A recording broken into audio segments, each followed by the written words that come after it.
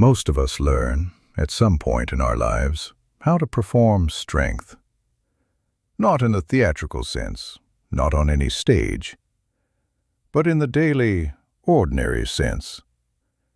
The way we present ourselves in difficult moments. The way we manage what we show to the people around us. The way we hold the face together, even when what is underneath is more complex and more tired than the face suggests. We learn this early, and we become very good at it. And we carry it, the performance, for years, sometimes for decades, without quite noticing how much it costs. Judy Garland learned to perform before she learned almost anything else. She was 3 years old when she first sang publicly beside her 2 older sisters in her father's movie theater in Grand Rapids, Minnesota. She was 13 when the studio that would define most of her professional life first took her under contract. And from that point on, from the age of 13, when most children are still navigating the ordinary uncertainties of early adolescence, she was managing a public self, presenting a version of herself to audiences and studios and cameras that was not the whole of who she was. Learning the particular skill of being what the moment required rather than simply being what she was. It was a skill she developed to a very high level, and it was a skill that never stopped costing her. The cost showed across the years in ways that people who knew her well recognized, and people who only saw the performances often did not. The health difficulties that ran through her adult life, the particular vulnerability of someone who had spent so long giving everything to audiences that there was often very little left for the quieter hours. The exhaustion, not of the body only, but of the self, that comes from decades of managing what you present rather than simply resting in what you are. She was tired in ways that sleep could not reach. Tired of the management, tired of the vigilance, tired of the performance that had been required of her since she was old enough to walk onto a stage. There were evenings, private ones, in the homes of people she trusted, when something different happened. When the Judy Garland that the world knew stepped back, and Judy herself, whoever that was underneath the performances, was simply present. The people who were there for those evenings described them as something rare, a quality of ease that was entirely different from the professional warmth she projected. Something more genuine, more uncertain sometimes, more freely sad or funny or uncertain than the public version was ever allowed to be. The performance was gone. And what was left was a person, a very real, very tired, very human person, resting in the unusual safety of not having to be anything in particular. She said, in conversations across the years, that those evenings were the ones she held on to. Not the performances, as extraordinary as they were, as genuinely she gave herself to them, but the other hours, the ones where she was not giving anything to anyone, just sitting, just being, just letting the room be quiet and the people in it be whoever they were, and not requiring from herself or from anyone else anything more than the simple fact of presence. Those hours were rare, and they were, she said, the most real thing she had. Maybe you know something of the performance she was so tired of.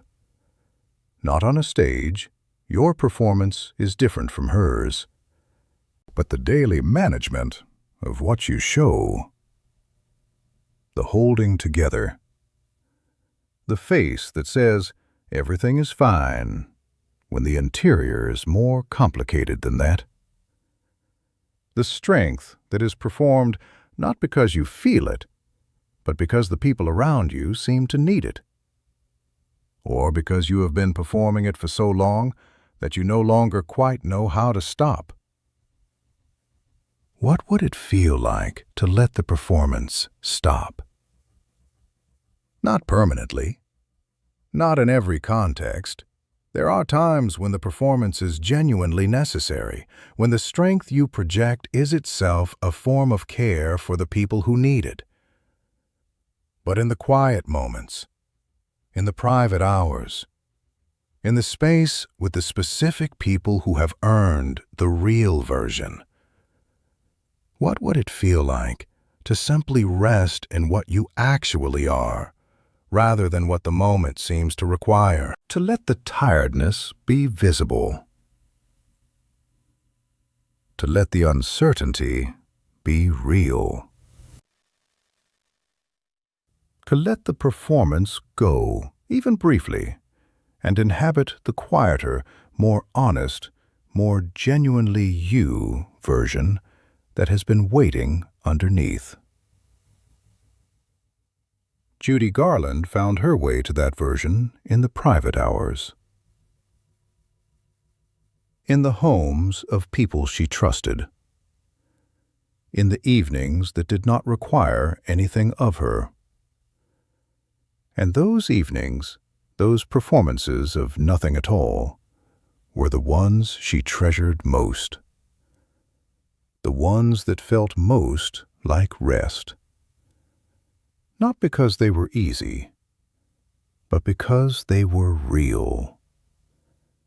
Because for a few hours, the vigilance could relax, and what was underneath was allowed to simply be what it was, without management, without presentation, without the long-practiced skill of being what others needed, rather than what she was. There is a particular freedom in that, in being known by at least a few people in your life, in the unmanaged version.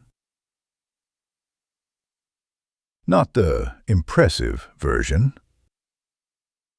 The tired one. The uncertain one. The one that doesn't always have the right answer, or the right face, or the strength that everyone has come to expect. That version, when it is received with warmth rather than alarm, discovers something important. That it is still loved. That the people who matter do not need the performance to stay. That the real thing, the complicated, imperfect, genuinely human thing, is itself enough. More than enough.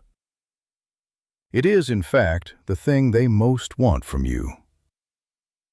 Judy Garland's voice, at its most extraordinary moments, had a quality that audiences recognized as the unmanaged thing.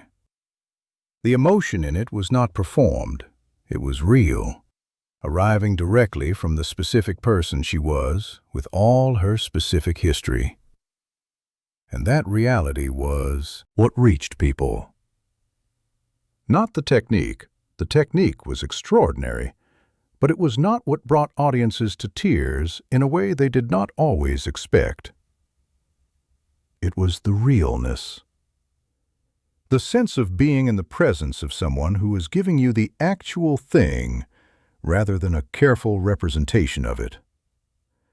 And that realness was possible only because, in the moments when the music was working, the performance stepped back.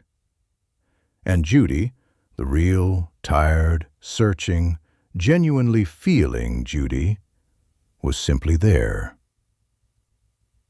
That is the gift of letting the performance stop.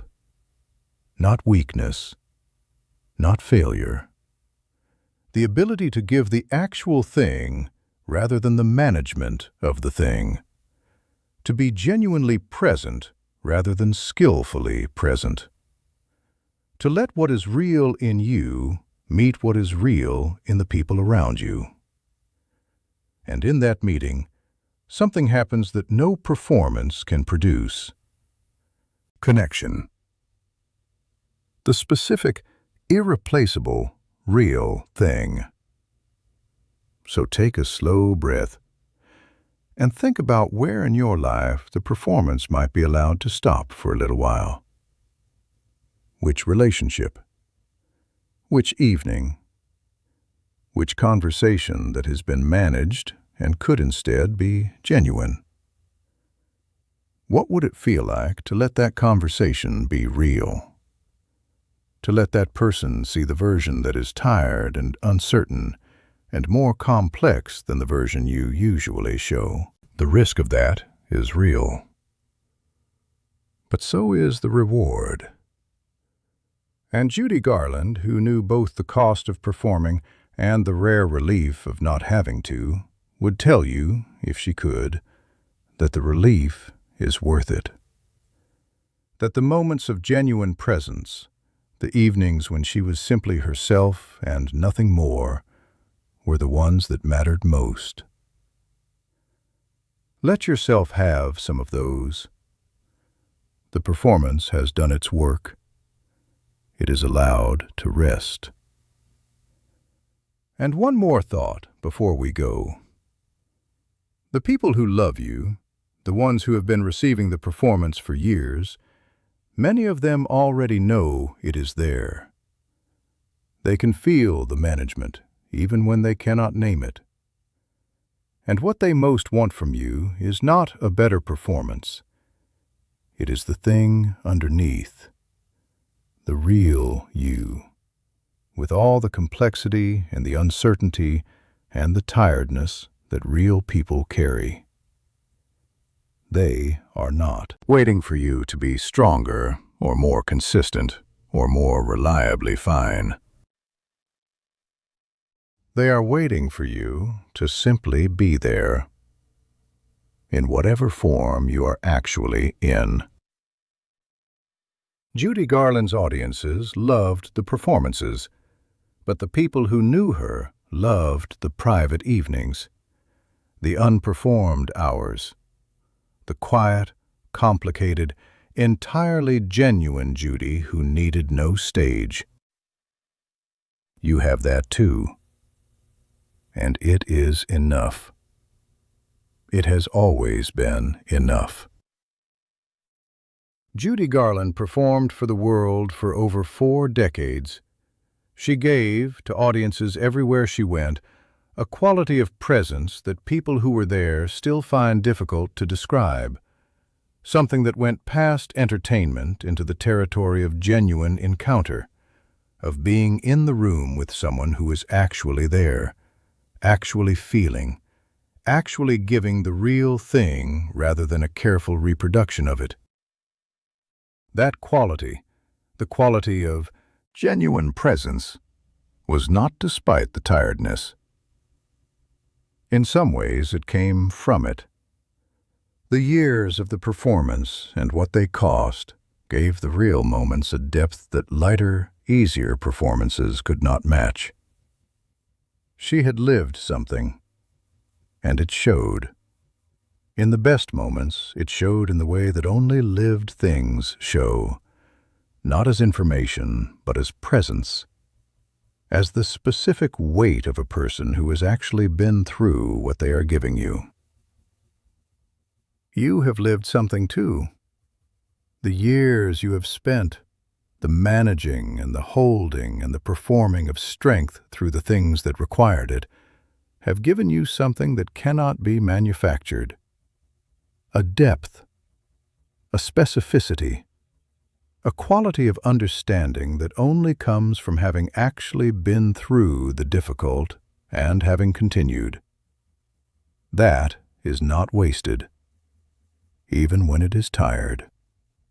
Even when what you most want is rest rather than more proving. What you have lived has given you something real to offer. And the offering, when you let it come from the real place rather than the performed one, will reach people in the way that only real things reach. The way Judy Garland reached people. Not because she was perfect, because she was genuine. And so are you.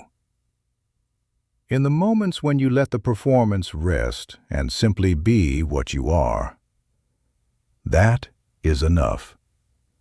It is more than enough. It is everything.